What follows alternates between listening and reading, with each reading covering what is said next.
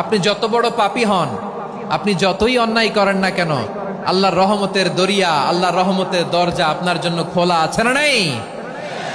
জায়নামাজটা বিছিয়ে দেন, চোখের পানি ছেড়ে দেন, 2 রাকাত নামাজ পড়ে সেজদায় লুটিয়ে পড়ে কাঁদেন। যত গুনাহ আপনার হোক না কেন, আপনার গুনাহ মাফ করে কবুল করে নিবে কে?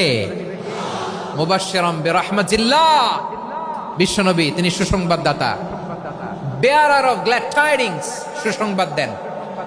পাপী অবাধ্য সীমালঙ্ঘনকারীদেরকে তিনি আল্লাহর রহমতের সুসংবাদ দেন। আল্লাহর রহমত থেকে মুখ ফিরিয়ে নিও না। তিনি যে কত দয়ালু, তিনি যে তোমারে কত ভালোবাসে তুমি জানোই না। আমি আমাকে যত বেশি ভালোবাসি তার চেয়েও আমাকে বেশি ভালোবাসে কে? সবাই বলে নাই, বুঝতে পারে নাই বোধহয়। আমি আমাকে যত বেশি ভালোবাসি তার চেয়েও আমাকে বেশি ভালোবাসে কে?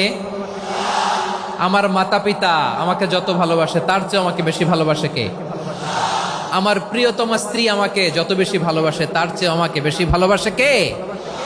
মুবাশশিরাম বিরহমাতিল্লাহ, তিনি আল্লাহর রহমতের সুসংবাদ দেন। আল্লাহর রহমতের শেষ নাই, আল্লাহর ভালোবাসার শেষ নাই।